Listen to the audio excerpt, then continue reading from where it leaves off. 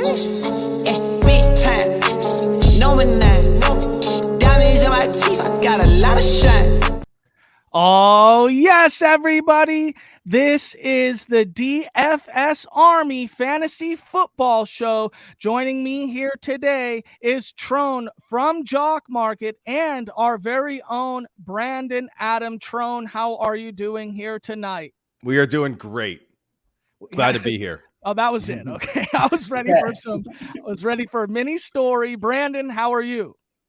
I am also doing good. It's been quite the adventure getting going live here. So I'm anxious to get going and making this pod happen right now. So I'm excited. No time for stories here. Let's just let's get to it. Yeah, Trone had some technical difficulties, but we did.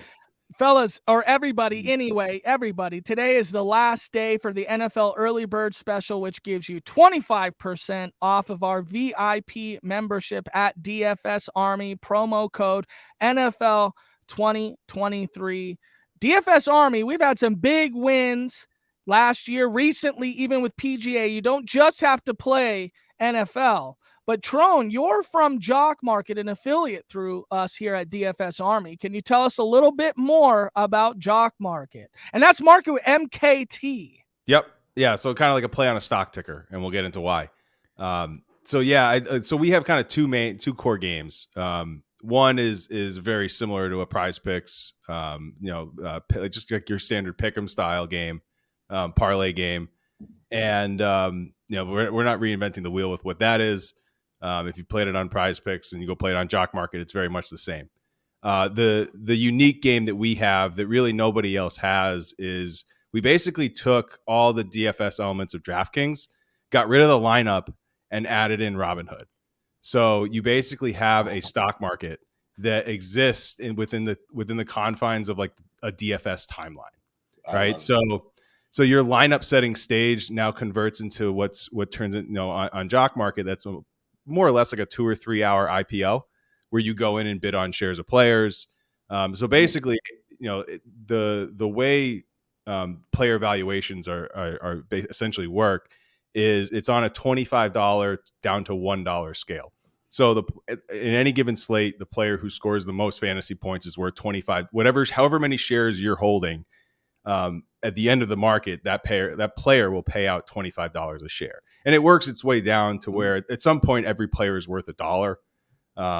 They never go lower than that, which is kind of nice because, like your worst case scenario, say you put in $100, 10 shares of a player, $10 a share, they score 0 points. Well, you still end up with $10.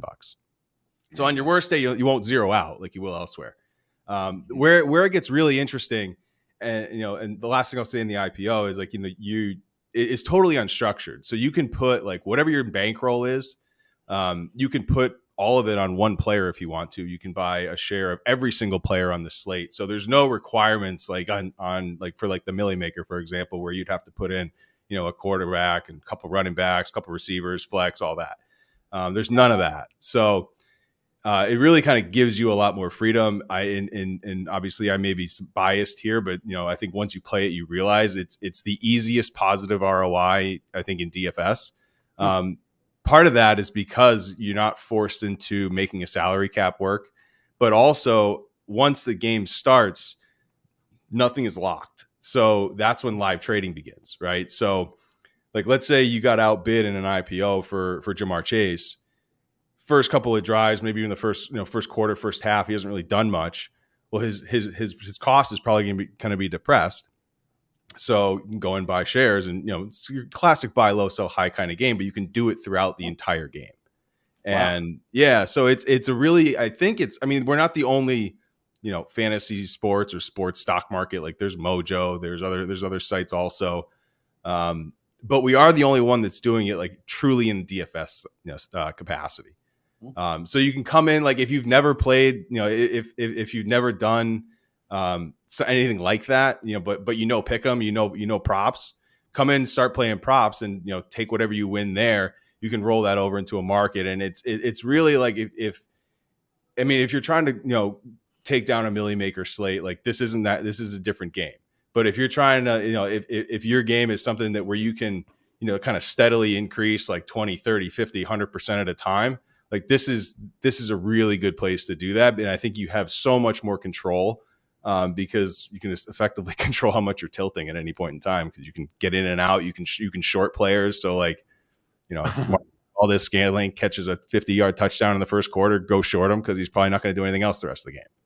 Right.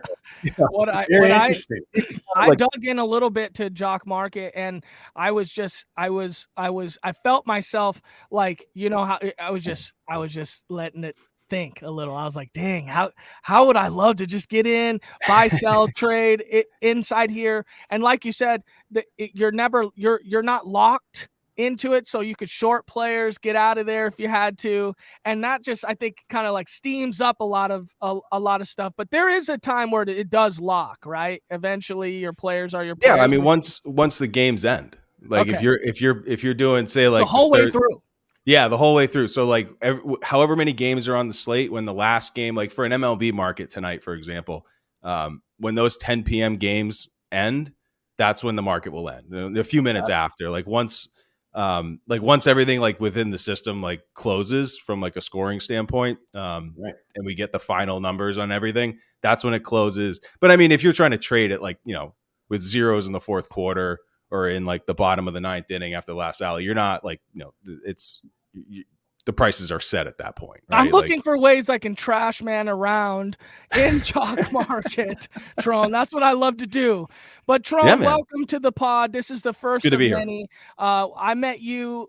Brandon invited you, or somehow you got invited into a league that we were drafting. Now you got caught in the crosshairs of an internal bet that we had here in the DFS Army chat, group chat here. It's called Put Up or Shut Up, because we wanted to put our money in, and we basically had a draft strategy that all three, me, Mike, and Brandon specifically all had, and we wanted to kind of try to get our guys. You, of course, messed that entire thing up. Yes. Okay. And because you went Amon-Ra at pick, I think it was 6, right? Yeah. Yep. So Brandon's entire reason of putting the league up is because he was going to, test starting Amon-Ra in the first against me being on Eckler's side, and then Mike being on Bijan's side. So it was, you kind of messed it all up, and then it led us, and you were in the chat. We had a little, a kumbaya about the draft as we were going, and just getting to meet you was nice and fun. But after the draft, kind of spurring this entire podcast here, and what we're calling it, or what I decided to call it, was Ford versus Ferrari, baby, because I was talking to Tron, and Tron had, he went early wide receiver and a tight end. Now you say you're a tight end guy through and through, so basically you were going to go tight end in the second, assuming, we all kind of know Mark Andrews. This wasn't a high stakes league by any means, but Mark Andrews is pretty much always going to be there. You picked 6, so coming back around, you got him at whatever that was. 3-6, I think it was. Yeah. Oh, that's right. Yeah, that's right. Because you went Devontae Adams coming in. So yeah, you got him in the 3rd, and you were like, absolutely had to draft him. But then you came back around and went Jerry Jeudy, which has since, that ship has sailed a little bit on that value. But you waited all the way up, and you got Cam Akers, James Conner, and then you again waited to get another running back until you had absolutely fell into the deep end of these handcuffs and ambiguous backfields. And we had a big, long conversation about that. Mm-hmm. And that one was so arousing to my mentals that I absolutely had to get you on right away, because I trashed your draft to your face. You did. Yeah. In a good way. I was being very respectful about it. Okay. Yeah. But really low on Cam Akers, really low on James Conner, although the volume's going to be there, but the injury history, right? But you had came back, and I'm going to summarize it. I'm going to let you talk, but you say, well, you know what? I'm going to win at the waiver wire. I'm going to be okay with dropping some of my guys in the first week to kind of make up for it here. And I'm going to take a lot of shots deep in the draft, which you did late in the draft with Jerick McKinnon, Rashad Penny, Zamir White, Chuba Hubbard, which again, I trashed you for. Okay, absolutely trashed you for. Now, Throne, go ahead and defend yourself a little bit. One on Akers and James Conner, because you could have gotten your running back a little earlier, and I'll kind of attest to that right after that. So go ahead. Sorry. Yeah, I'm gonna pull up the board just so I can remember all this right. But I have it right here, Tron. If you'd like to see it, I got it too. So forgive me as I don't look at the screen here. So the Judy pick was that's kind of where everything took a different turn than what my plan was. The people I had in my queue before I took Judy were well, it's probably I could just read off who got drafted right before because it was my entire queue. It was Joe Mixon, Breece Hall, Travis Etienne, and then there was Deebo Samuel, who I wasn't really targeting, and then Aaron Jones. Like those guys would have probably been my 4th round pick. They all went, and then so I took Judy, and kind of just committed to somewhat of a zero RB build at that point. And came out. So I know you're down on Akers and Connor. I think the hate on them has gone a little bit too far. I mean, look, they're not without their warts. Like let's not try to paint like a real rosy picture on them. Like they're risks, right? They have their downside. The floor is pretty low, but I think there's a ceiling there. Like with Akers, like if you look towards the end of the last year, I mean, it's not often that you find a guy who played 100% of the snaps in a game, right? And we're going to talk about his handcuff, who I think is one of the worst handcuffs we're going to talk about. Actually, I think he is the stone worst handcuff we're going to talk about. Yes. I don't even know why he's on the list, but we're going to talk about him anyways. So I think Akers is a pretty solid bet. I mean, there is that love-hate relationship with McVay, but I mean, look, if you believe at all in who Cam Akers has been throughout his career, like in college, like I was really high on him all throughout college. Like obviously, like the Achilles thing happened. It looks like he's one of the few that's been able to push through it and come out the other side. We'll see. Like this could totally blow up in my face, and I said that to myself like as I clicked the button. As I click it. Well, but see, this is what I was trying to say, Tron, is you waited to draft. So zero RB, another reason why I wanted to get this podcast in right now is Sean Siegel, the king of zero RB, RotoViz. Check it out. JJ Zachariason just had him on. Long podcast, wonderful information that you guys can all go and find and search out. Yeah, they're great. And that's why we connected too, because I started throwing out a couple good podcasts. And you're like, I love that guy. I was like, I like this guy, Tron. So I may or may not have listened to some Stealing Bananas right before this draft, so that may have influenced a little bit of I knew you would, Tron, but that's okay. So yeah, those guys are awesome. Where I was at is you took Cam Akers over Jahmyr Gibbs, Ramondre Stevenson. I just looked at and Kenneth Walker. I just looked at your team. I took Judy over those guys. You took Judy. Sorry. You could have gone running back there. So you decided that maybe one of those guys were going to fall. Okay, understood. But you clearly had a build of two wide receivers and a tight end. So my whole thing this year, this draft season has been hero RB. You need to have it. And the reason why is you fall into this right here, Tron. And this is why I brought you on. You're going to defend yourself, but you fall into this trap of what do I do in the 4th round? And if I decide not to get up, or maybe I don't have the opportunity to draft somebody like an ETN or somebody, because ETN's been falling in high stakes.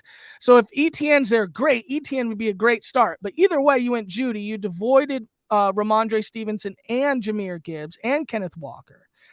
And now I look like Tron fell into the trap. He fell into the dead zone of RBs that you don't want to have to rely on. And then you fell into the trap even further, where now you're having to rely on zero RB candidates. And I just can't tell if those candidates are Fords or Ferraris, Tron. And so today we're going to go into some of those candidates for zero RB, or just, handcuffs, guys that are sitting in the garage, guys that have a tarp over them. When you pull that tarp, is it a Ford Escort from 83? Or is it a Ferrari ready to surge out? And maybe Tron has some of these guys, or maybe you guys can get some of these guys later on in the draft, and they do. You pull them out of the garage, and they're Ferraris. And we're going to tell you right now what we think of these guys. And first, I got to start off with, I just mentioned Travis Etienne, but Tank Bigsby. Okay. Now, I'm not going to be a part of this. I'm going to let it all be on Brandon and Trone. Brandon's going to represent DFS Army, Trone representing Jock Market, but we're all representing the people here today. But Brandon, I'll start with you. Tank Bigsby, is he a Ford Escort or a Ferrari? I think he has the potential to be a Ferrari inside that scheme that the Jaguars are running. He showed in the preseason to have the ability and the explosion to be a starter, and he has a great build. He actually is 6 foot, 210 pounds. That's where he's at right now. His BMI is 28.5, which is 19th.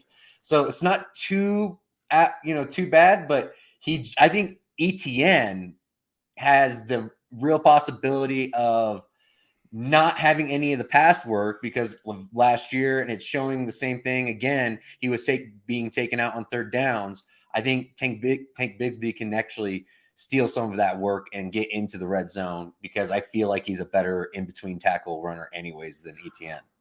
So Ford or Ferrari, Brandon? Ferrari. Trone, Tank Bigsby, Ford or Ferrari? I am Ferrari as well. Yeah. I think Tank Bigsby, and this, I'm not the first person to say this, but I think Tank Bigsby is miscast by his name in a lot of ways. He's really kind of like a poor man's ETN. I think that they're very similar players. I think that ETN's better. I think they had coming out, they had similar weaknesses. Like they both take too many risks. They both had a lot of receptions. I mean, like I don't have ETNs in front of me. I know it was a lot, but like, college target share wise, Bigsby was 94th percentile. The problem is they weren't that efficient with them. They're both good in the open field. They're both athletic. I think how this is going to shake out is that Bigsby is going to be like a really nice complementary piece to ETN. I think it's going to allow the Jags to kind of basically switch them in and out, run similar formations, similar schemes, be less predictable that way. I mean, I think like if you're going to break it out, I think you're probably looking at like ETN's going to be the primary rusher. ETN's going to get the goal line touches at least early on. If he's bad at them, that could end up being a split. And then I think you're going to see like long down and distance, probably a split favoring ETN. And then 2 minute, you're probably going to see ETN. I think Bigsby's a Ferrari as well. Shane's got a comment here. Gents, what is your last running back you are comfortable drafting as your RB1? Now Joe Mixon's the answer from Brandon, but this is a tough question because it really just depends on where you're getting them. Because like I'm comfortable with Rachaad White as my RB1, but that would also mean that I would have to pass on like 12 guys, you know what I mean, before I draft him. But I'm comfortable there just because I guarantee I can draft him because, I'm good at this, right? and so are you, right? Of course. And that's the idea is that we go out there and get our guys. But like, let's say I'm in a very sharky league, right? And Rachaad White's either not going to be there or I have to be up on one of these guys. I really do not want to get out of the Josh Jacobs tier. Of like, I want one of those first 6 or 7 guys. I have to come out with one of those first 6 or 7 guys because I don't want to fall into the dead zone trap. And you can get behind in a draft really quick. Trone, what is your last running back you're comfortable drafting as RB1? Is it Cam Akers? Apparently it's Cam Akers. I think it depends on like, I mean, look, if I start out a draft, Amon-Ra St. Brown, Devontae Adams, Mark Andrews, and then Jerry Jeudy, like I'm okay with my RB1 being somebody like a Cam Akers. Do I want it to be Cam Akers? No, of course. There's no one's going to sit here and be like, yeah, I love Cam Akers as my RB1. Would I much rather it like Mixon fell to me? Yes. Breece Hall, yes. Like those type of guys, sure. Like that tier is where I'd more comfortably feel, say like that's where I would like the one of the last guys for RB1. Yep. But yeah, I mean, I'm much more agnostic when it comes to running backs typically. The real issue was that you went Mark Andrews in the third, which you had to do. Apparently you love going that route, and that also, to me was a no-brainer pick. I just think I think you should just went Jahmyr Gibbs instead of Judy. You would have been fine. Probably, yeah, but then he would have had. I mean, it's easy to say that now. I know, but you had a lion stack. It would have been crushing. Yeah, then I could have taken Goff later. Just had the whole offense. Yes. So next guy on the list, since we're talking about Cam Akers, let's talk about his handcuff, Kieran Williams. Now, I know Brandon doesn't like him. Brandon, I'm just going to quickly think you're a Ford. Kieran Williams is a Ford. Trone, this is really for you, since you said that he is probably one of the worst handcuffs in the backfield, but I'm going to stop it for just a second. I look at where there's smoke, there's fire. Okay. And the smoke coming out of the camp is that he's getting a lot of work, and McVay likes him. The offense likes him. Now, I don't know how you can like a very small, very slow running back, but those guys have been drafted in the first round before, i.e. CEH, right? So I can understand why you would like somebody that when they get the ball in their hands, they are dynamic outside of what they test. But that's really dangerous to me when all the smoke is about the backup in camp, and no smoke is about how, hey, he's getting the lion's share of carries. And I look at it, it's like, well, if the Rams, who profiled to be the worst secondary in the NFL this year, okay, now the only plus side is they also get to go and play the Arizona Cardinals twice a year. So maybe at least in those games, you'll just be sitting there. I've got 2 looking games at the trash bin. but outside of that, you're going to have to go up against pretty stout defenses on both Cam Akers and James Conner's side. But Kieran Williams, Trump, Ford, or Ferrari? So I was writing down some notes earlier. I wrote Vespa. So he's below a Ford. Okay. Exactly. We're disparaging. Look, I mean, he's 5'9", he's under 200 pounds. He's got like 22nd percentile BMI. He runs a 10th percentile speed, 4.65. Like, do I think like that smoke is real, that like he's going to get some passing down work? Yeah, I do think that's real. I'm not dismissing that. But what I do think is that he's going to get like the passing down work that's assigned to him. He's not going to earn any more. So the plays they call for him to go out there and catch the ball, he will catch the ball and probably do okay. But Akers, I mean not Akers, McVay is never going to leave a game being like, damn, I got to get Kyren Williams some more targets, some more touches. We got to get him more involved.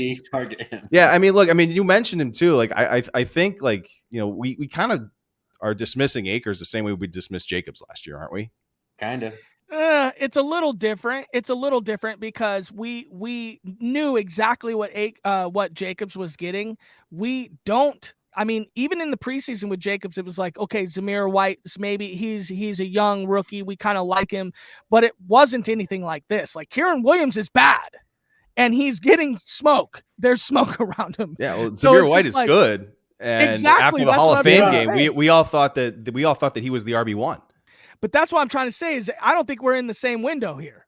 Cam Akers is decent. Josh Jacobs had been known to be good, and Kieran Williams is trash. And we're talking about him versus with Zamir. It was like we were seeing he was good. So I don't necessarily think those two exactly correlate, but I can see where you're grasping at here, right here. It's not like an analytics or anything. It's purely vibes.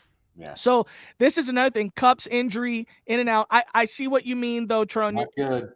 A very good take by Trone is that Kieran Williams is not going to get any more manufactured targets.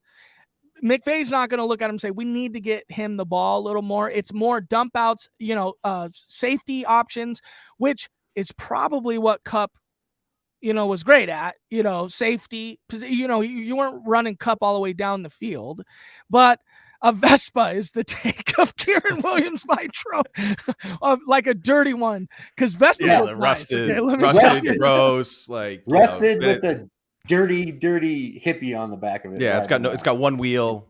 Yeah, okay, the next guy on the list, Brandon is a Kenneth Walker stan. Okay, I'm from Seattle. I'm wearing the Mariners jersey. Best team in baseball right now, Mariners. Let me shout that one out to you.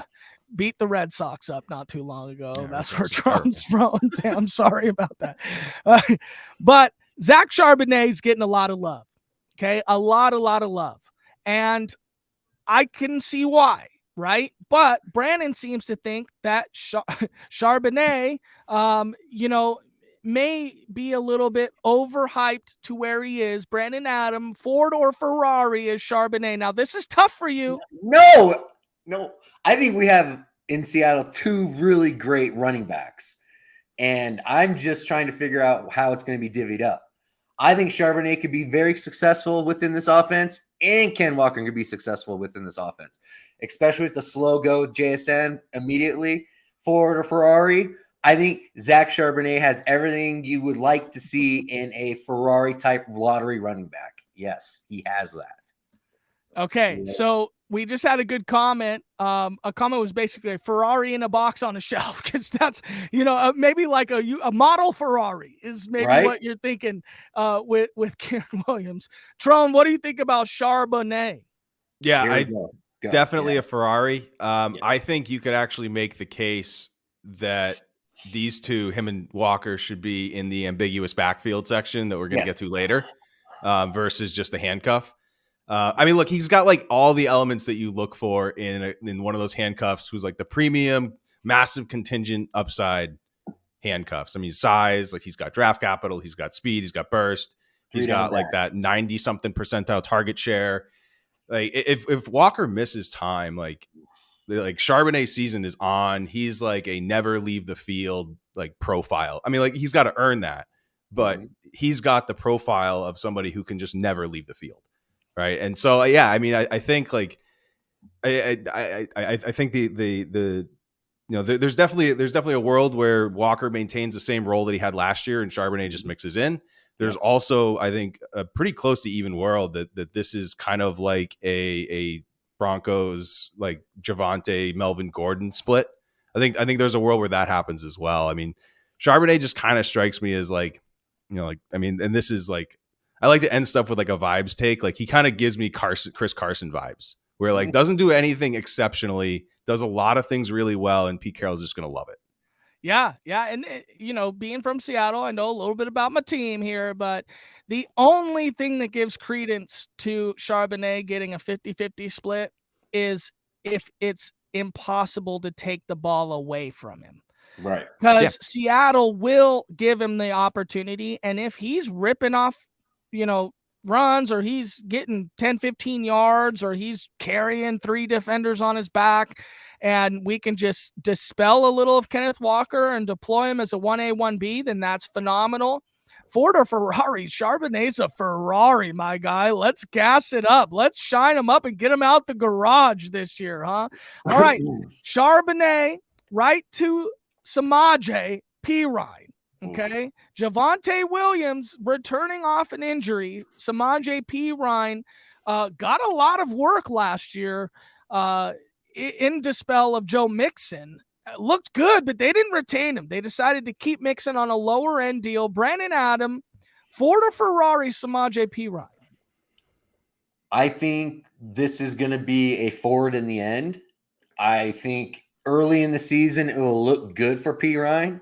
But as the season grows, I think Javonte Williams will grow his role and he will become the number one lead back, 3-down back for Sean Payton down the stretch last half of the season.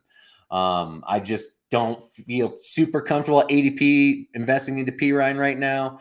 I'd rather just invest into Javonte and just hope Javonte ends up playing the season. That's how I approach that situation. Tron, Ford or Ferrari, Samaje Perine? I think he's a 0 RB Ferrari. Yeah, I think Brandon, I agree with pretty much everything that you said. I mean, I think he like you guys said, he got a lot of work last year, like spelling Mixon in the passing game. Like he was 15th among running backs in yards per route run last year, so he's competent in that. And I think like if you're going 0 RB, I love getting Samaje as like your first few weeks, like like a starter for the first few weeks. Like Peyton clearly likes him, like Sean Payton. Like he was one of the first guys Peyton signed, if not the first. He was like one of the first guys signed, I believe, in free agency, like overall. So Peyton saw something in him. If anything goes wrong with Javonte, and like fingers crossed that doesn't happen. Like I'm a big Javonte guy. Like I love that profile that he has. Like Brandon, we were talking about earlier, just like guys you just love to watch. Like Javonte's one of them. He's so much fun to watch, and I'm definitely hoping his ACL is more Adrian Peterson than it is J.K. Dobbins. Right. We've seen Perine handle a full workload like in small samples. So I think to get him, especially if you go 0 RB, to get him as like your early first few weeks season starting running back. Like I'm into that. So let's go over how much he played. He played 16 games last year, rush attempts 95, 394 yards per carry is 4.2. He had 38 receptions for 287 yards and 6 TDs. So very heavy TD dependent for his production. But I get what you're saying. I just think he's that typical veteran coaches sign just to get through an early season injury issue. Yeah, I believe he played a couple games just with the backfield to himself last year. I know one game I remember starting him, he scored 20-something points. So like, he can do it. I mean, would I bet on him doing it all year? Of course not. But I think in limited, like, limited stints, he's he can get done with, exactly what you said, like veteran coach, veteran running back. He's going to do what you tell him to do. Yes, sir. Yep. Trone, you missed on Samaje Perine by 1 pick, it looks like, in the draft that we did. It looks like you might have gone Daniel Jones, which as QB1 in the 10th or 9th round. I can't see it. I went Jones in the 9th, and I was hoping Samaje would fall to me in the 10th, and he went 1 pick before. See, but this is what I'm talking about, Tron. You get yourself trapped up in these situations because you expect to have to hit on these guys since you missed them, and then when they start coming 2 picks before you, because someone else knows, they already know he's a Ferrari. Yeah. Now it kind of shifts your status a little bit. I also agree that he's a bit of a Ferrari, but I love Brandon's take is you shine him up, you maybe put a body kit on a Pontiac and he looks like a Ferrari, but then he starts to break down because Javonte Williams comes back, looks good, takes him out. Now, the thing about Javonte is he got the lion's share of workload in a preseason game, which was appalling to me after a guy coming off an injury, but I like that. I like what that means. So I'm a little down on Samaje, but I do agree that he is a Ferrari. Another one. This one's talked about, and it's tough. But, let's say this. Shane says Perine's a Ford. Yes, he is. Okay, this is a good comment right here. What type of Ford are we talking? Mustang or an Escort? Now, you came in a little bit later, and that's okay. We're going to call Ford like a dirty 83 Escort. Okay. Yes. Not a Mustang. We're not out here trying to act like we got American muscle in the driveway. We got either a Ford or a Mustang, or excuse me, a Ford Escort or a Ferrari here. There ain't no in between. Yeah. A Pinto, is that a Ford? Yeah, let's say it's close enough. Okay, just a POS car versus a Ferrari. Just whatever junker you drove around in high school. That's what we're talking about here. Whatever manufacturer you want. All right, Trone, we're going to start with you. Tyler Algier, Ford or Ferrari? I'm going to give him a Ferrari. There we go. It's hard to not give him Ferrari. I mean, I think he's like a Ferrari kit car, though. Like, I mean, I think he's got virtually no standalone value. But I mean, and obviously that's solely because of who's in front of him now. So Ferrari votes. I mean, look, Tyler Algier. So I think I wasn't into him at all. 5th round rookie. Like I'm not really huge, like day 3 guys. I'm not hugely into, but then you put up 1,000 yards, you have bell cow size. You're in an offense that's going to run that if they could run the ball 1,000 times this year, they probably would. So I think the Atlanta's lied to us and said that they want to give Algier a lot of touches. There's probably a non-zero world where that does happen. But like last year, he was, I think for the last like 5 weeks of the year, he was like RB5. Yes, he was. He, like last year, 12th in evaded tackles, 12th in breakaway runs, 15th in juke rate, 17th in EPA. So he's not like I'm smelling a real Ferrari. Look, if like God forbid anything should happen to Bijan, and if it does, I think I might just quit fantasy football altogether, like going back to back, like Breece Hall, then Bijan. But like God forbid anything should happen to him, like wheels up for Algier. Like I think he's a really good runner. Yeah. Okay. Algier was one of our babies on our line in our breakdown for rookies during last year's draft. And we loved him coming out of Brigham Young. He was an ex-linebacker, turned into a 3-down back workhorse for them. I mean, come on, has the grit. The coaches love this guy. He's a great team guy. If anything happens to Bijan, this guy is going to win you your league. Like, That is the type of guy you want.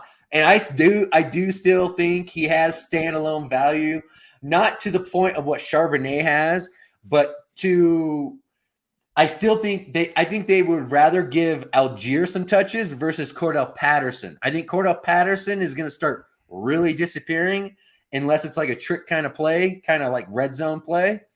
You're going to see a lot more Algier over Patterson in key times of the games. What? So what if a team were to offer something to trade for Algier? Like, what is Algier's trade value right now? Because no, you can't go second. I mean, Christian McCaffrey is valued at a second rounder. No, that's Jonathan Taylor's a second rounder. But it's really tough because Algier's coming off a 1,000-yard season where he's proved that he can do it and do it really well. But a second, I think, is too much, Trone. What do you think? Are we like real NFL second Yeah. round? Yeah. Yeah, you're not getting that for him. Third round. You're probably getting like a 4th, 5th round pick swap. I don't know. So you keep him, right? I mean, because at the value, Bijan goes down, you got nothing.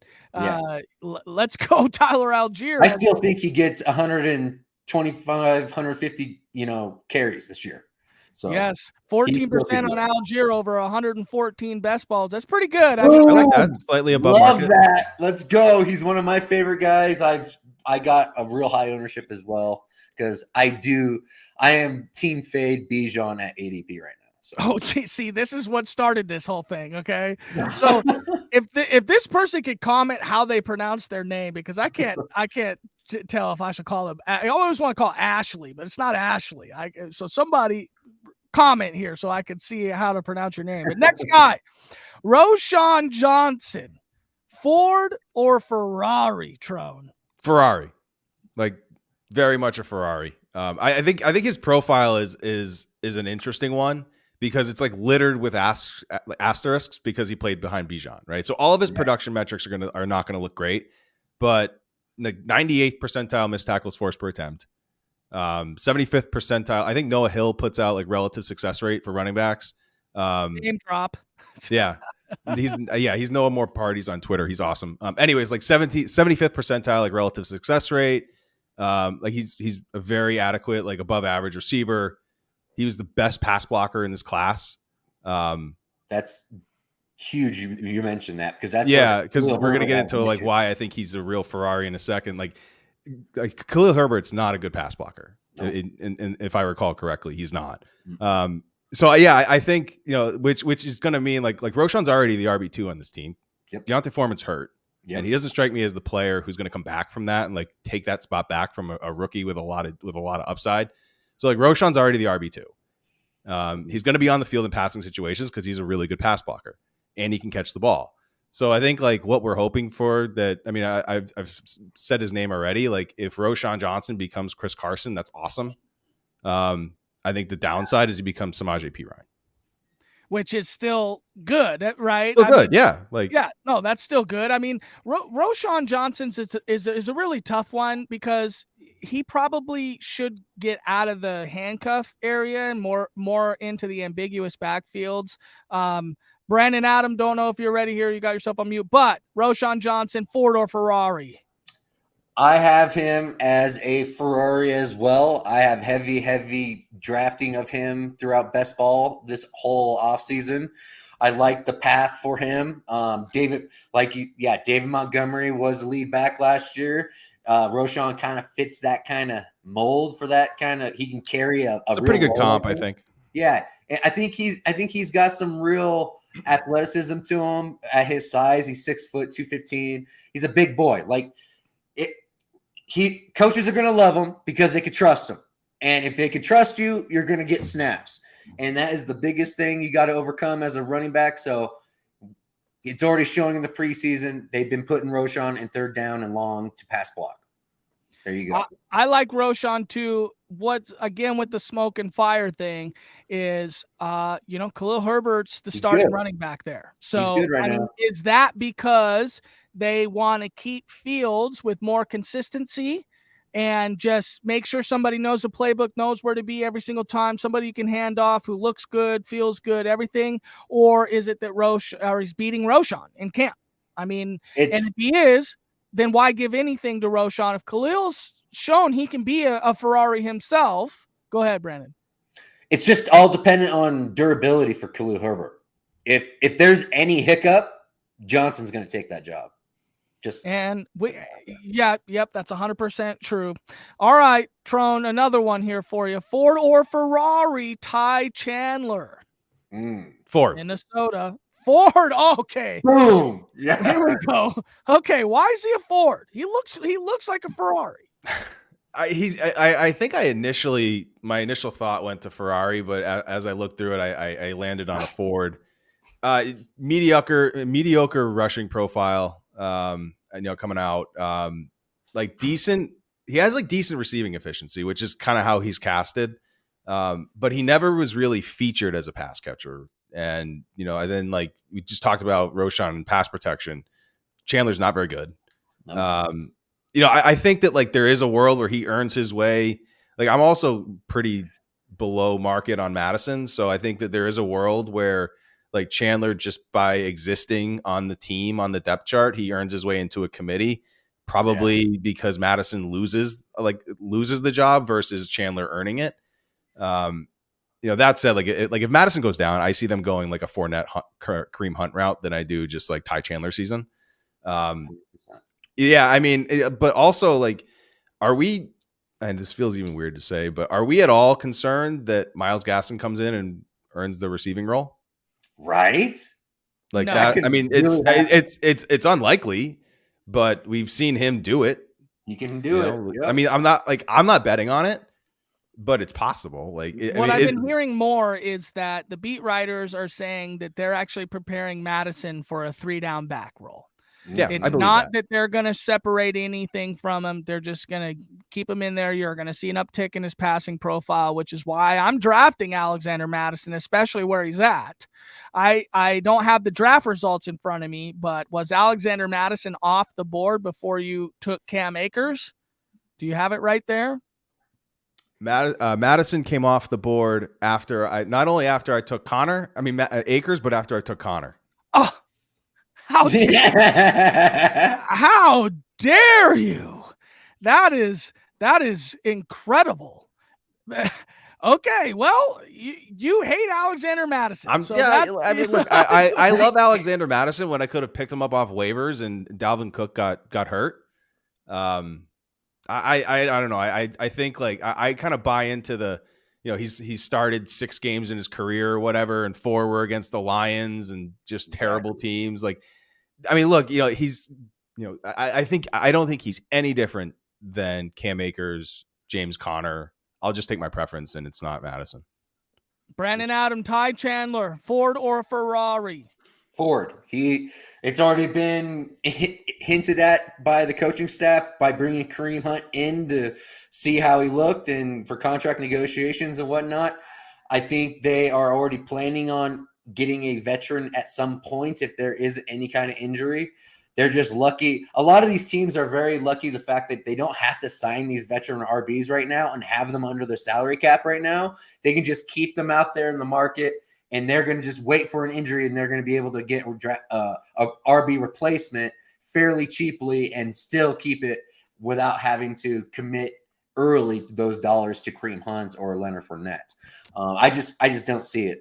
There are Ty Chandler truthers out there so hard. 98th percentile 40 score, 92nd percentile speed score, 5'11", 204 runs a 4.38. I mean, he you can see him and you want to say Ferrari, but it sounds like my guys are saying Ford here. Now let's get into a little bit of this. This is a little bit of the gel here, a little bit of the goods.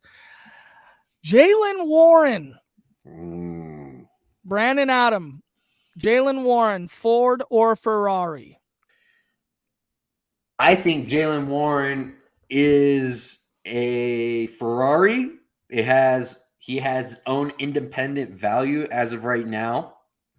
I feel that Coach Tomlin wants to get him the ball a little bit more this year.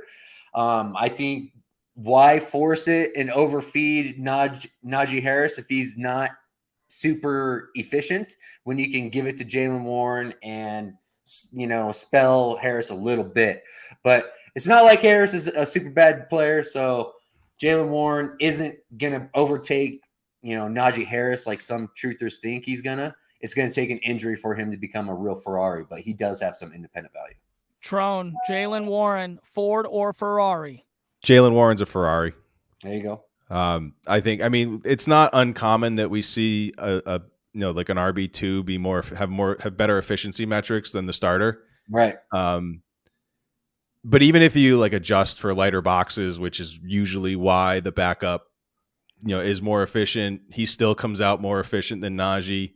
Najee does have a little bit of Trent Richardson vibes. Man. That's so nasty to say too. It's so true. I don't think he's going to be Trent Richardson. Like he's not going to be like, 5 years later. I think I heard he's playing in like the Mexican football league right now. I think he led the league in touchdowns, so props to him. But like Najee's not going that route. He's better than that. But Jaylen Warren was, and pretty much like almost every like efficiency metric was better.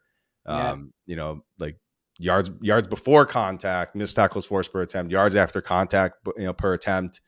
Like just pretty much better than Najee in all those categories again, and better than most backs across the NFL in general. I think per PFF, he had the fourth highest receiving grade for running backs last year. 1.24 yards per route run, which is good for running backs. So, I think it's still going to be like primary, like Najee's going to get all the primary rushes and the goal line. But I think long down and distance, I think 2 minute, like you're going to see a lot of Jaylen Warren. Sure. I wouldn't say I'm a truther of Jaylen Warren.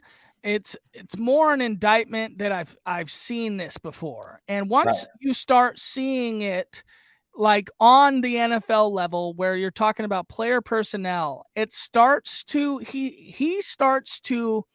that backfield starts to mesh into a very similar backfield that you saw over the last couple years, where Jaylen Warren, all of a sudden he's Tony Pollard. And Najee Harris is Zeke Elliott. And now Zeke's going to bounce from team to team to team, because what you get from Zeke is that he's a great second down grinder. But what you really want is to give Jaylen Warren the full load. Whether the Steelers will ever do that, because they are a very traditional football team. They took Najee in the first round. They're giving him first round back material. He's every bit of a 3-down back, very inefficient. But like Trone said, they may be scheming, stacking the box. They could be doing a lot. Najee gives everything he has every play. So, I really like Najee Harris, the football player. But for fantasy football, give me Jaylen Warren all day. As a 0 RB candidate, I think Jaylen Warren has probably the best profile of the guys that we have talked about so far, probably right up there with Tank Bigsby, where these guys are going and have a carved role with the number ones. You'll be seeing them on probably a 60-40, 70-30 split, where Jaylen Warren's going to be Tony Pollard. With that 30% split, he's going to do absolutely everything he can with it. And you're going to see why next year and, in the future, that this guy's going to start to compete to be a lead back in the NFL. So next guy up, Devon A-Chain. Brandon Adam, Ford or Ferrari, Devon A-Chain? Everything is lining up for our boy Devon A-Chain. I am extremely excited for this guy. Tron and I were talking before the pod about him a little bit. If you just looked at his metrics and his production metrics, you would think this guy is going to be, Todd Gurley 3-down back kind of guy. But because he's 5'9", 188 pounds, he's going to be disregarded a little bit and kind of pigeonholed into what kind of role he's going to get. But the role that he's going to get in that kind of offense is going to be all the 3-down catching ability. I think he's going to catch a ton of passes this year from the dump downs, from checking from high down to low. It's going to give Devon A-Chain so much room to operate and be able to make people miss on that first time. It's going to create easy yards for Tua.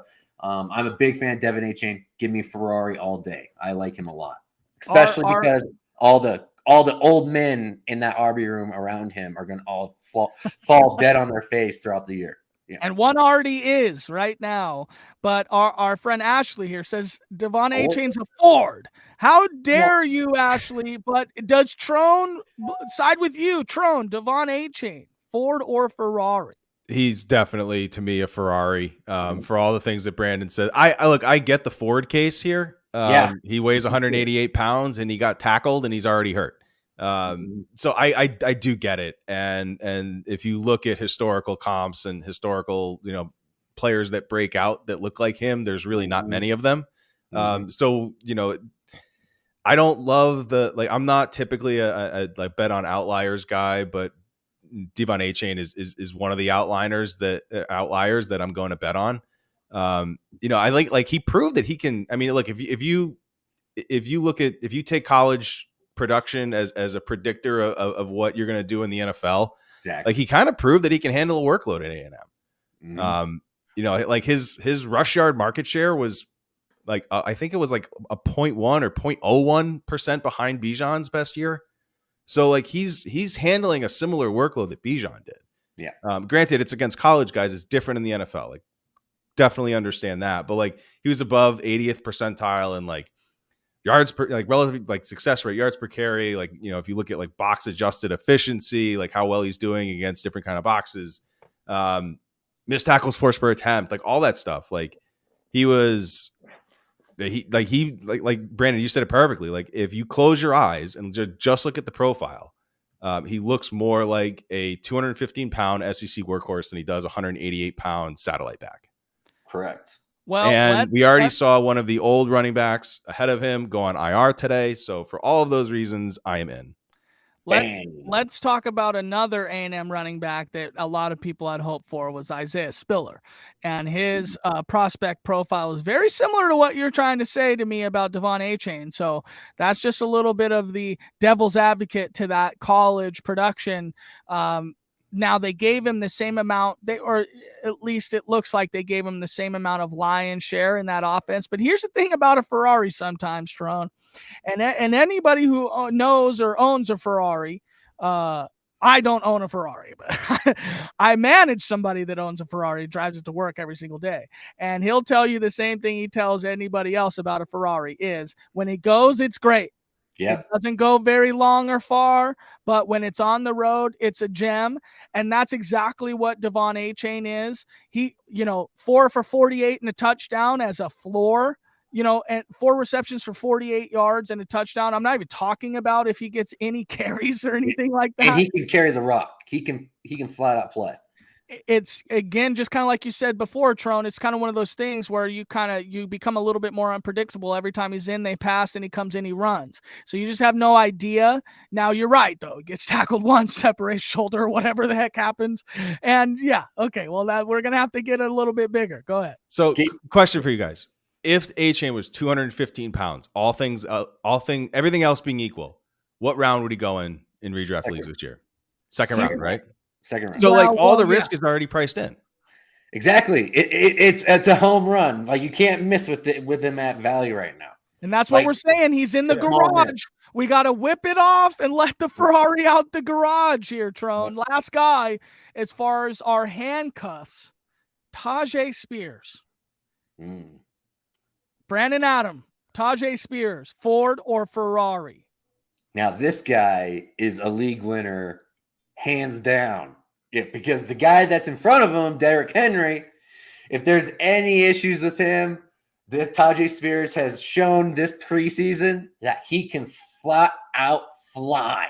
This guy can flat out get into the second level of the defense, and when he does, he eats up grass quickly. So I'm very big fan of how this guy runs. Spears is a very explosive runner. I'm excited to see what he can do.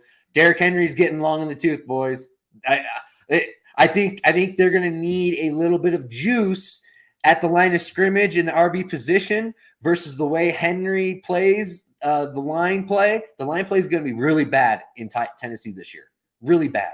So they're going to need a running back that can fix bad plays by a lineman, and how you can do that is with agility and speed, and Spears has that. Tron, Tajay Spears, Ford or Ferrari? Yeah, Brandon and I have been agreeing too much, so it's time to go the other way. He's a Go forward. for it. Oh, I don't disagree. He's explosive. Yeah. I think like he kind of looks like I guess like a James, like kind of like a James Cook type of player, like very efficient, probably Looks like low Jared volume. McKinnon to me. Sure, like that, I probably would put him as a Ferrari then because I love McKinnon. I know. That's why you're wrong. Or like Kenny Gainwell with better draft capital, right? Okay. No, I think like Size, he handled the big workload in college. But like for me, I don't know, hard to bet on somebody. Like I think the no cartilage in his knee thing is scaring me. no I think ACLs. like no one ACLs. Like, contract player. One sure, contract. I mean, like definitely a better seasonal play than to bet on him in Dynasty, but. Yeah, I don't know. I think that if Derrick Henry goes down, nothing goes in this offense. I think this offense would immediately go to worst in the league, like by a lot. Terrible offensive line. You just I'm not too excited about the Titans this year. I may be wrong. Spears is definitely an exciting player. Like he's definitely got juice. Like if he gets loose, like he's gone. But I'm a forward on Spears. I will say this. How dare you, Prone? That's all I have to say about That's right. That's what I'm saying. No ACLs will great because if Derrick Henry does, I mean, okay, so this is what I'd like to say about okay, let's actually, we are getting long in the tooth in this podcast. So we have a lot still more to talk about. Here's what I'd like to do is I would like to go around the table. I am not I don't like drafting handcuffs. So I have just took a stance a long time ago that it's a better hedge to let the handcuff go instead of secure that roster spot and hope for an injury. I'm not a big fan. So unless I'm going 0 RB is the only time I'm ever going to shoot on a handcuff. Trone, or do you like drafting handcuffs? Not my own, but yes. Exactly, not your own. I like. I will have my own handcuffs in Dynasty. I will not in redraft. I think when you have a 5 or 6, maybe even an 8-man bench, like it doesn't serve you having protecting yourself like that. You're getting a downgrade likely in production, but you get an extra starter if you have somebody else's. So I won't. My entire bench won't be them, but like I'll sprinkle a few in, and they'll just be they'll just keep cycling through. Okay, so here's what we're gonna do. I'm gonna list some ambiguous backfields here.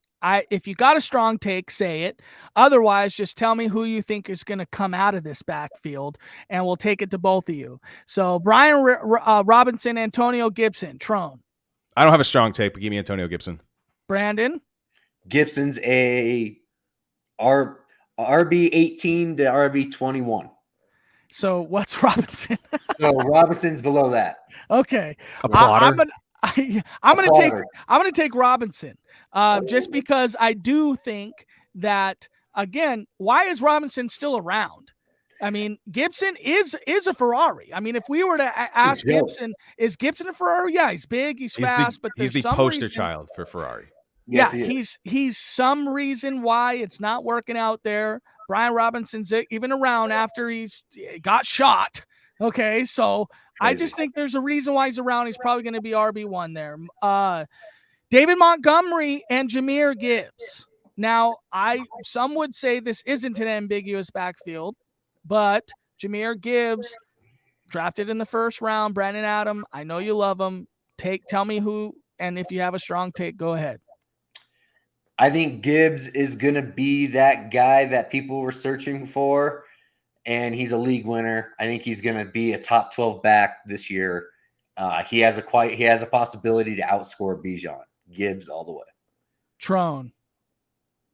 Yeah, I'll take both. This is not Mike. Mike D is not on this podcast here tonight. I'm into both at cost. I think everything, Brandon, you said, like, I mean, the history on, for top half of the round one running backs is exceptional. With the sole caveat, they don't usually look like Gibbs. So that's kind of the only slightly smaller. Slightly. Yeah. I mean, he's not like A-Chain or Kyron Williams size. Exactly. He's small. I mean, I think, like, looking back with, if we're going to go back to that draft, like, with Judy getting hurt, I wish I took Gibbs. He's Jamal Charles reincarnated. He's going to be. I think they can both pay off where you're getting them in drafts. I think that that's a smart take because Gibbs is going in the 4th round. If he was going in the 2nd or 3rd round, where right when he first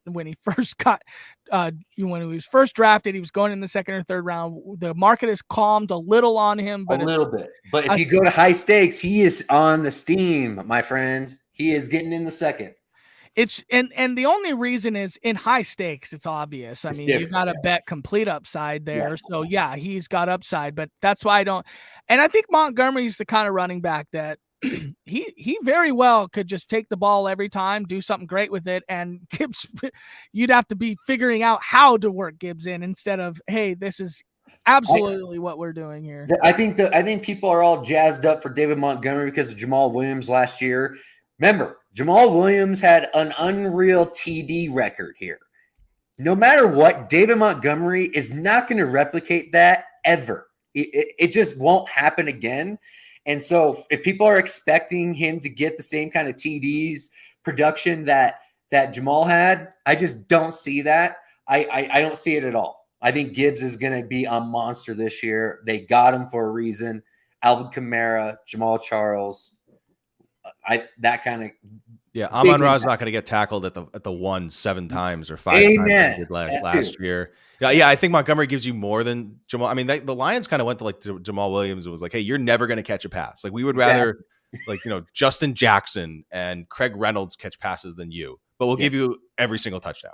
Which seems to be their thing, because that's obviously what they wanted in Swift, got away from it, got their guy who they think can just catch all those passes. It was a personality thing. It was an attitude issue with Swift. It was a coaching, butting of the heads. The way they dealt with the backfield last year, I don't think it's going to be like that this year. I think they are so happy about Gibbs. They want to prove a point.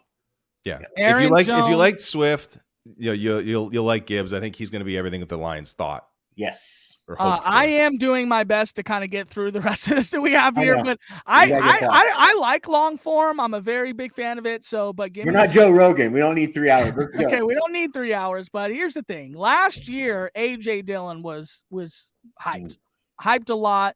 He was the guy drafted in the 5th, 6th, 7th. Ambiguous backfield. They were assuming he was going to take the role. All of a sudden, AJ Dillon's dead. Now, I don't think anything changed from last year to this year. So I think what has changed is the landscape of the RBs in general and where they're being drafted. Guys coming off of injury, we have no idea. Those guys are sliding into that A.J. Dillon area from last year, so it's pushing A.J. Dillon even further down. Trone, A.J. Dillon or Aaron Jones? I think the answer is Aaron Jones, but why isn't it A.J. Dillon? I just don't think there's any reason to look at this backfield like differently than it's been the past 5 years. The only difference is the other guy in the backfield. It's Jordan Love this year, right? So, but I think the split will be the same. I mean, yeah, sure. Like Aaron Jones is now 28, so you may see somewhat of a dip in efficiency and in production that goes to AJ Dillon. But I think I'm perfectly fine drafting both of them where they are. I think the case for AJ Dillon is he's going in round 10. And versus bets like Kendre Miller, Charbonnet, Pirine, like he's probably a better bet than them. It'd probably put him at the top of that tier. Maybe not, right? But I think I think the case for AJ Dillon is last year's hype becomes realized. But if it didn't happen last year, he's a forward. Yeah, I agree with you. Anybody, I agree with you. Let me tell you this. I think what you saw last year is what you see this year, and like that, I don't think we have to overcomplicate it. Yeah, all you need to know is that the Green Bay Packers were in on Jonathan Taylor. That tells you everything you need to know how they feel about their running back room. They know Aaron Jones is getting old. He's definitely good still.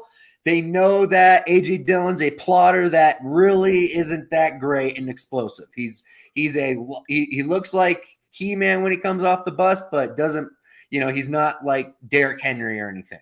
So that is what they thought he was. He is not. They moved on. This is the same Matt LaFleur that knew Derrick Henry and coached Derrick Henry. He knows exactly what he's looking for. They looked at JT. A.J. Dillon is a no draft list for me. he's off my list. Damian Harris, James Cook. Damian Harris got the goal line carry, scared everybody. Scared everybody off of James Cook, Brandon Adam. James Cook or Damian Harris here, because they seem to be getting drafted now. Now, James Cook's getting bounced down a little bit, not a lot, but Damian Harris sure is moving up a lot. I am not buying into any Damian Harris. This is James Cook's job, to be honest. I think their RB2 is Josh Allen. I don't feel that Harris will come in on short yardage, 3rd and 1, short yardage plunge plays if they need some tough, gritty yards. But James Cook is going to be the guy that they design actual offense around, because he could just flat out do more in the offensive passing game.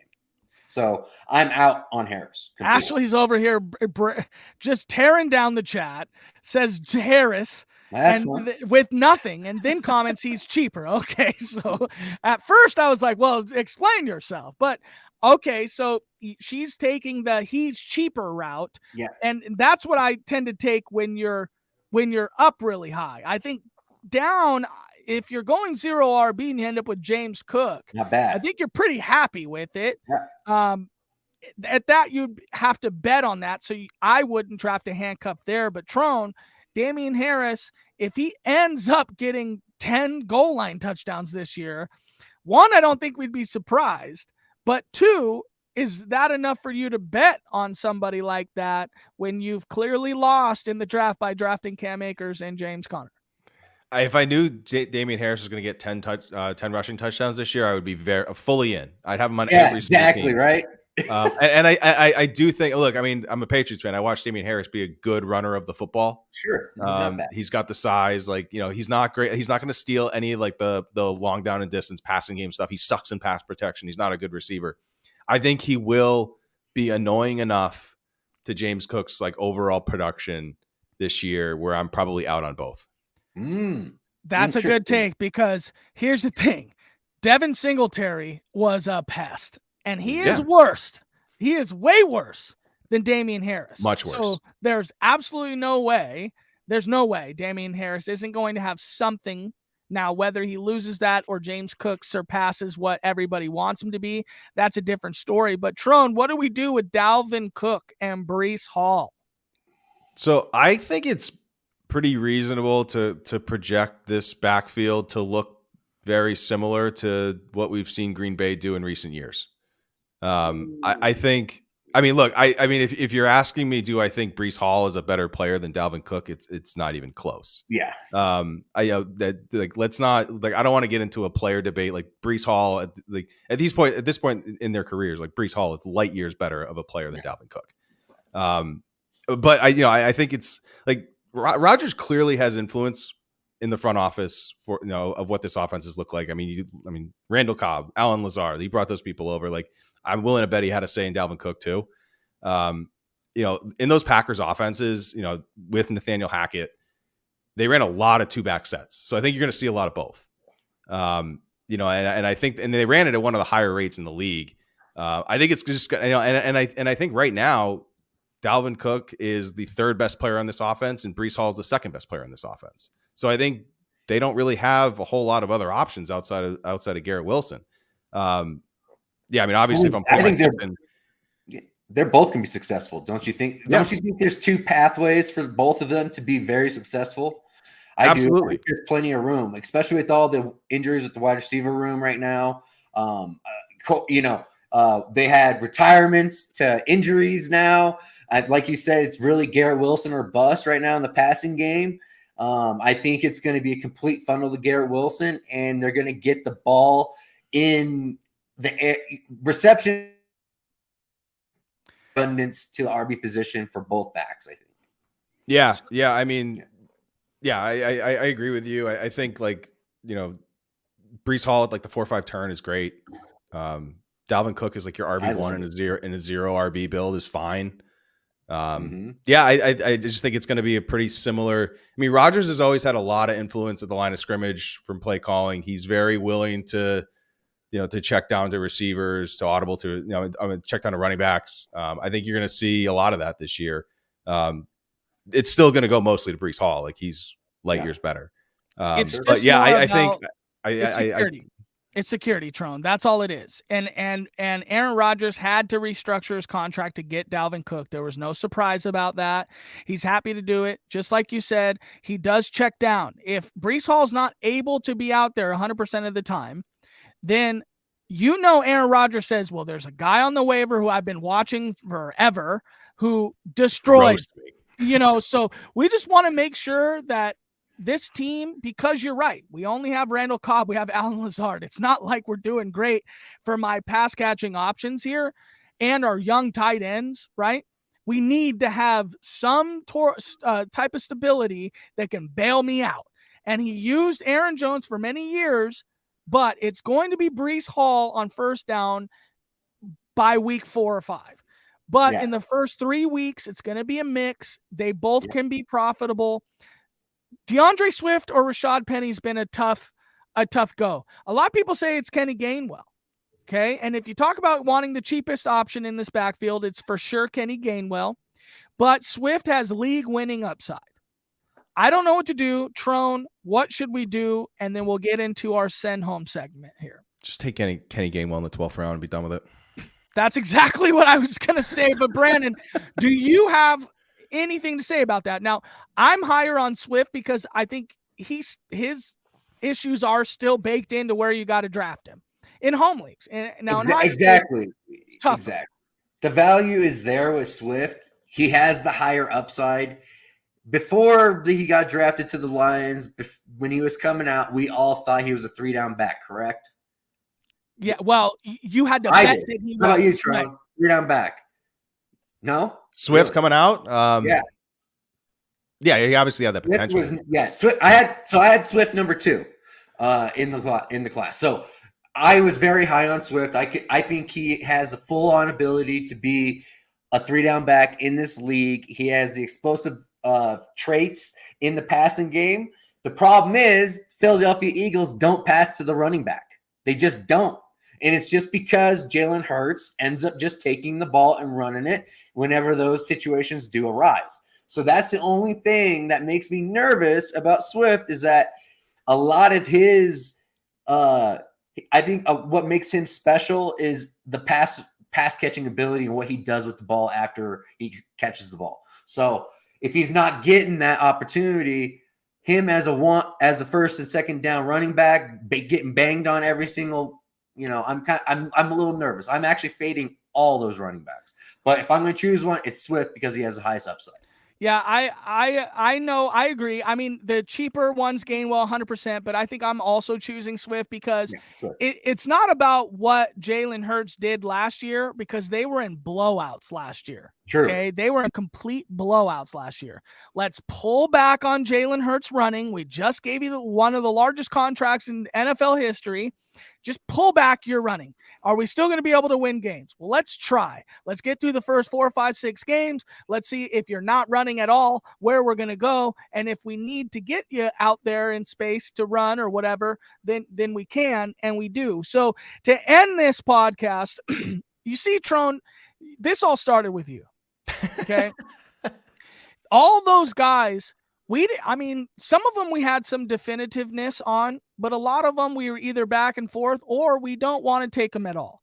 Okay. So with the other side of that coin is guys we do like, guys we do want to take, guys that I think you can be secure in drafting. I'll just name them down. Now, the first one that I'm not as secure with is Miles Sanders. Okay. Miles Sanders, definitely not as secure with. I didn't talk about Chuba Hubbard because I don't think Chuba Hubbard's even in the scope of handcuff because I'm not assuming Miles Sanders gets hurt. Okay. I don't like Chuba Hubbard. I don't think he has any singular value. And even as a handcuff, it's like, I don't want to do that. I would rather go in on some of the handcuffs we already spoke about, but Miles Sanders, Rachaad White, Ramondre. I think we want Ramondre, then Rashad, then Miles, but it seems like the ADP goes Ramondre, Miles, Rashad. Trone, of those 3 guys, who do you want on your team? Ramondre. Okay. Brandon, Ramondre, Rachaad White, or Miles Sanders? Ramondre every single time. 3 down back. Real quick, Sanders is like on a do not draft list for me. Yes. Thank you. I saw that JJ Zachariason put this out the other day. Since 2011, there's been 0 running backs who play with a rookie quarterback that have had like what he classifies as a true breakout, which means they score 6 or more points per game over their ADP expectation.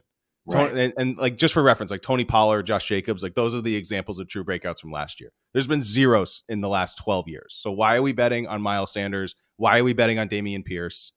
You know, it just doesn't make sense to me. Oh, how dare you? We haven't even gotten to Dameon Pierce yet. God. Okay, so Miles Sanders off your draft list. You just said Dameon Pierce, so Dameon Pierce off the draft list. Yeah, it makes it tough. I think he goes later though. So like, I mean, he can still like, you know, I think like you're talking like, you know, like Dameon Pierce. I don't think he has top 5 upside in any case. No, he doesn't. He doesn't. I would take he doesn't. Miles Sanders and Dameon Pierce over Cam Akers. Okay. Dameon Pierce, yes. I'm with you. I think Dameon Pierce and Miles. The only thing is you haven't seen Miles, so it's like it's tough to really buy in on it. But what have you seen? Because he's already hurt again. I understand. I understand. I'm not talking about injury. Oh, yeah. I'm talking about when Miles Sanders is in, he's going to get the lion's share of the carries. We love running backs with Bryce. Okay, we love it. And it's going to be no different. They got Miles Sanders. They're going to give him the run. And I think Bryce is going to be legit okay this year.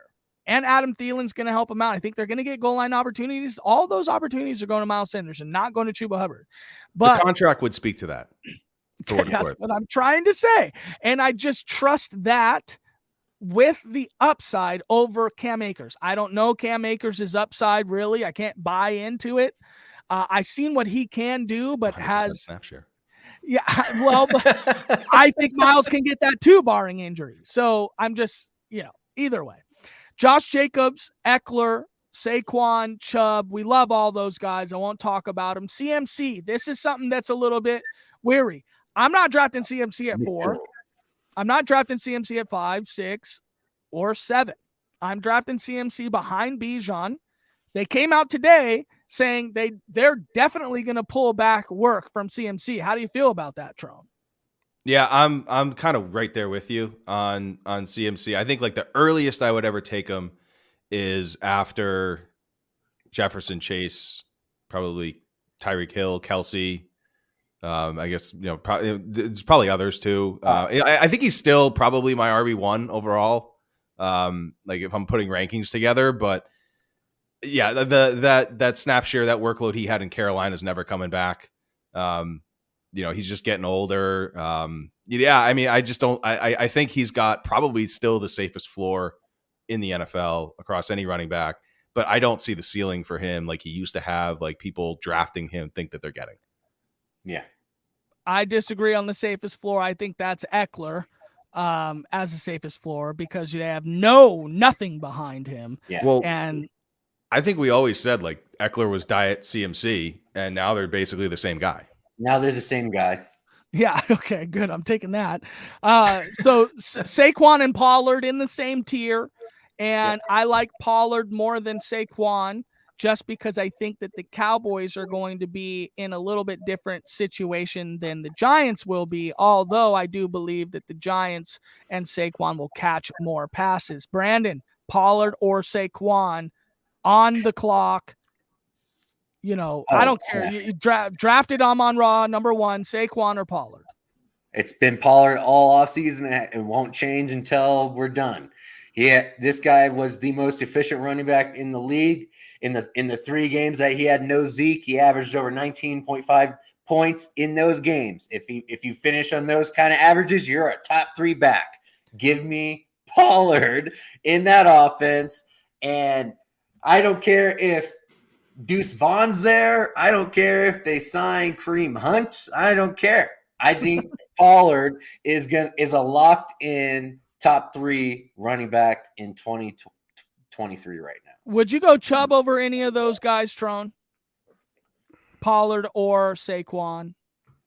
I think if I did 30 drafts, I would want 10 Pollard, 10 Chubb, 10 Saquon. God, that's you are such a wimp. But no, if you put me on the clock, I will take Barkley. Okay. There you go. Hey, I would rather you say that. There you go, Barkley. Perfect. No, I would rather take Barkley because if we're all being honest, we just hope Tony Pollard becomes Saquon Barkley this year. So let's get a guy that we already know can do it in an offense that has been worse than we all expect it to be this. I mean, we don't expect the Giants offense to be amazing this year. We expect it to be better. We expect it to take another step forward. I do. So I think Barkley has, I think he kind of gives me the same type of vibe you got last year where everyone's just sleeping on him. We're tired of talking about Saquon in the first round. I think like he's got like an RB5 floor, RB6 floor. I agree. Look, I think he's got, I think him and Pollard are similar bets.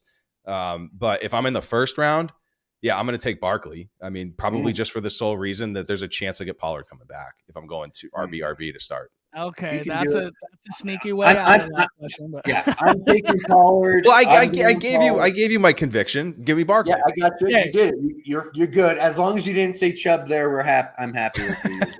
Okay, so I do think though this is the best odds Nick Chubb has ever had at an RB1 for sure. Like if he doesn't smash this year, it's never happening.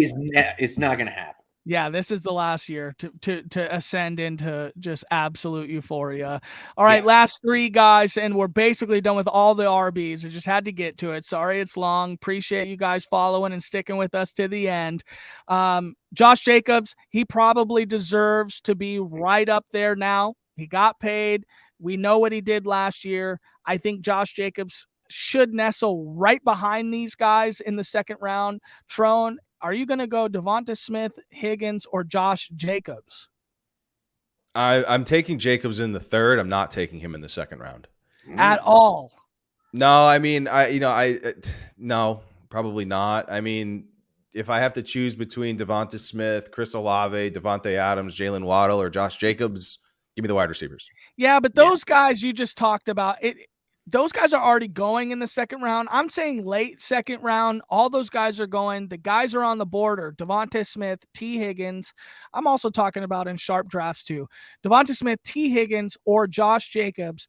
Now, Tron, this is Calvin Ridley in that mix too? Yes, actually. Okay, you take Calvin Ridley over Josh Jacobs. I would disagree with that. Okay, but here's why I disagree with that is because you're going to get yourself into this issue.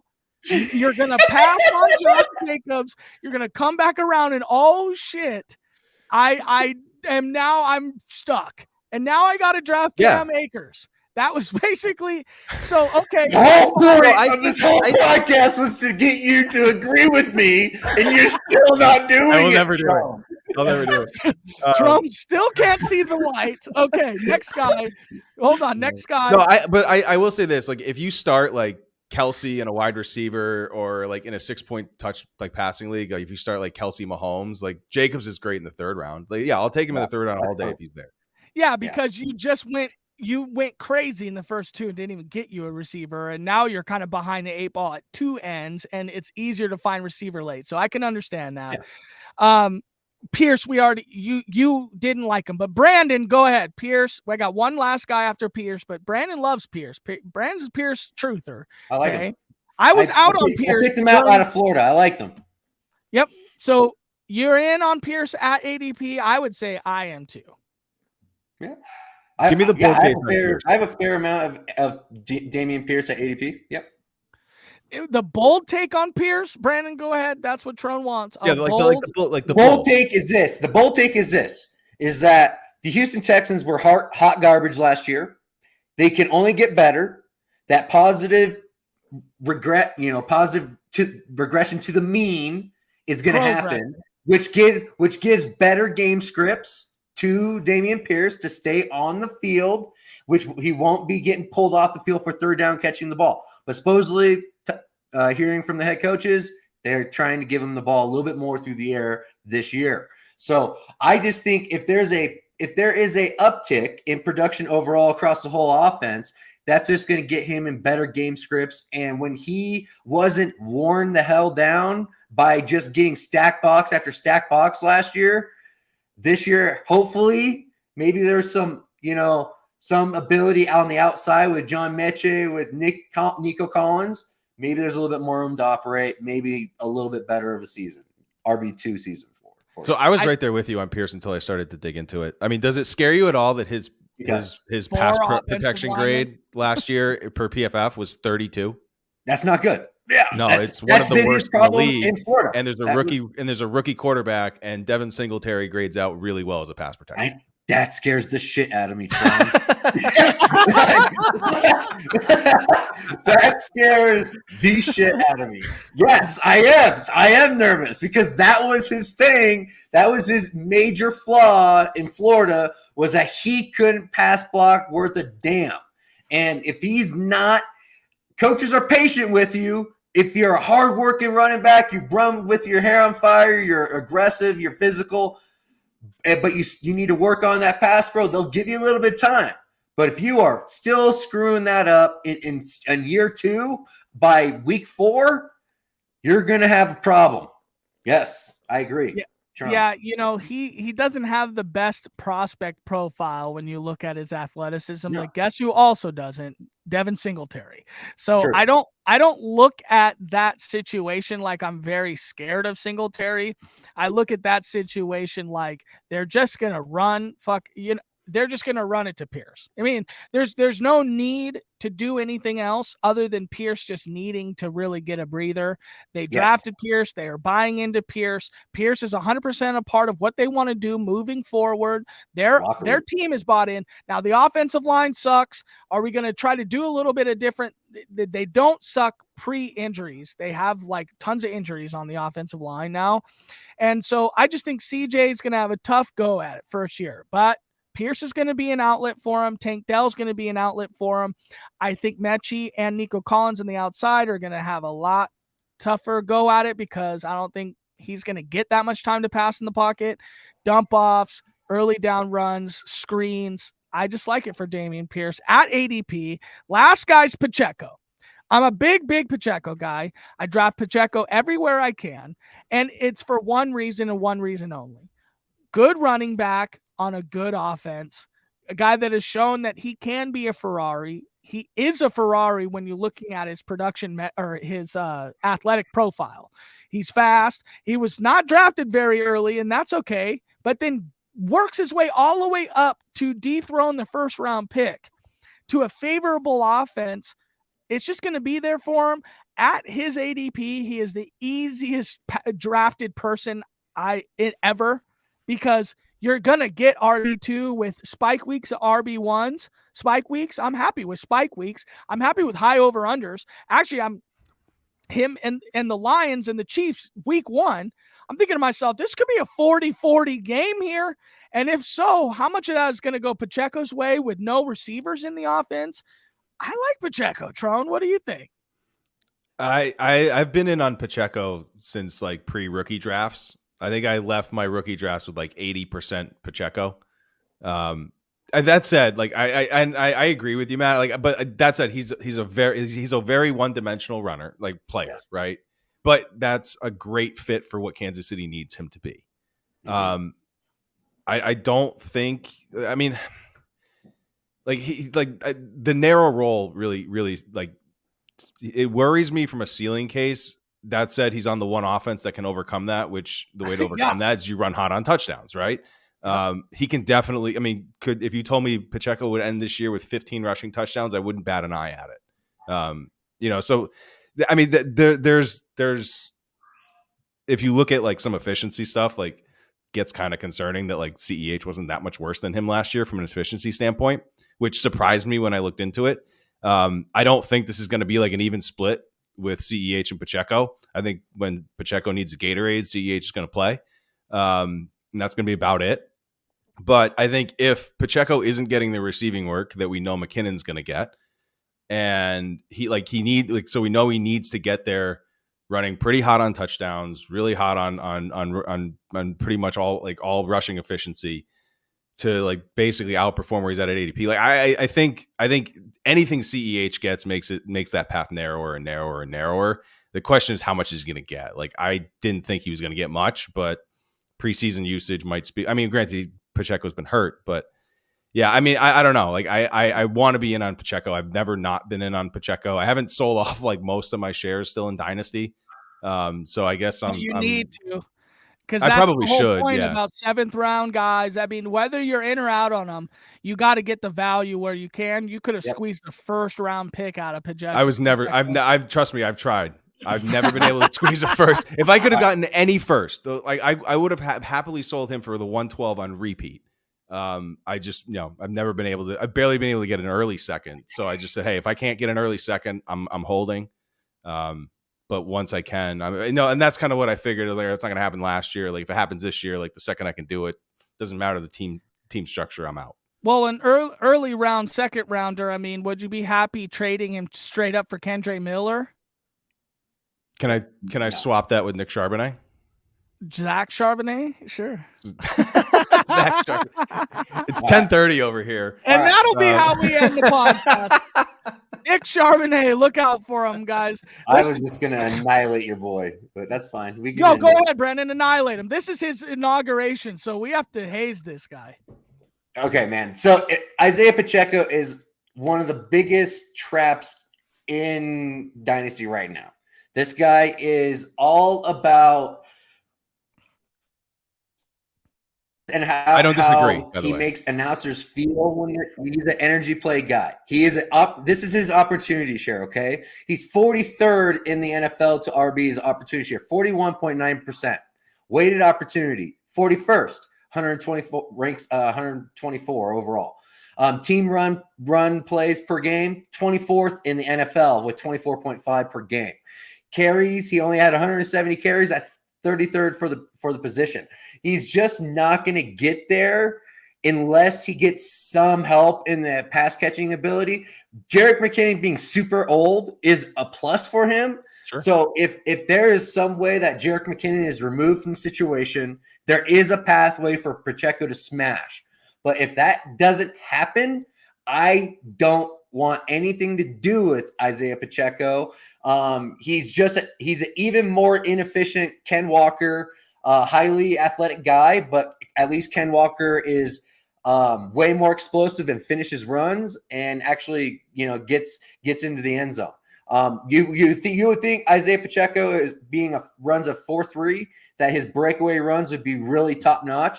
He ranks 24th in the NFL, that with only 8 last year. So I'm just not seeing it. And the things that I saw with him in Rutgers, his vision's not there. He's super athletic, but his vision is just not there. His feet are well ahead of his eyes, and that's the problem.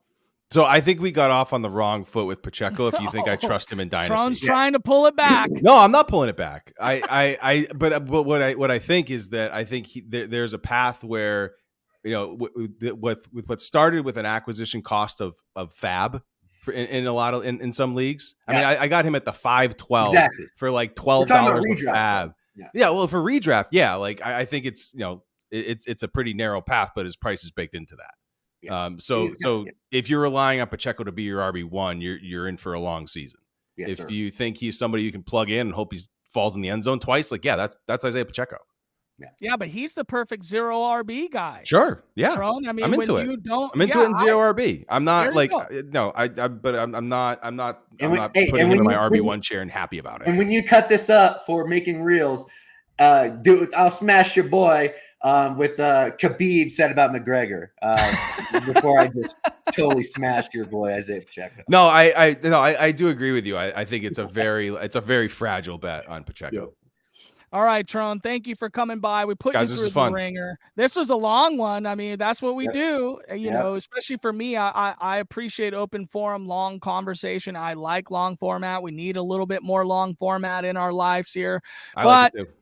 Tron, again, where are you from? Where can everybody find you? Yeah, I mean, you can find me all over the Jock Market social media at Jock Market, JOCKMKT.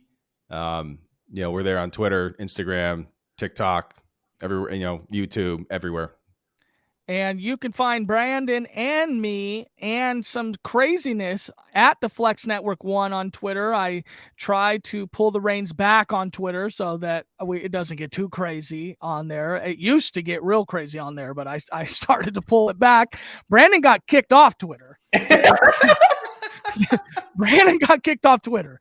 So, but you can find us at the DFS Army Fantasy Football Show. Again, this is our last day that you can get into the early bird special, which gives you 25% off your VIP membership. Promo code NFL 2023. Tron, we hope to have you back, brother. Lots of times. Thanks, we guys. want you to be a regular. You're great. You have Yes. a voice. You have you could read, our ladies. I can read and write. Phone book. You know what I mean? You can do it all. All right, buddy. For all of us here at DFS Army, let's go out there. Let's win week 1. Let's get it. Big time, no man.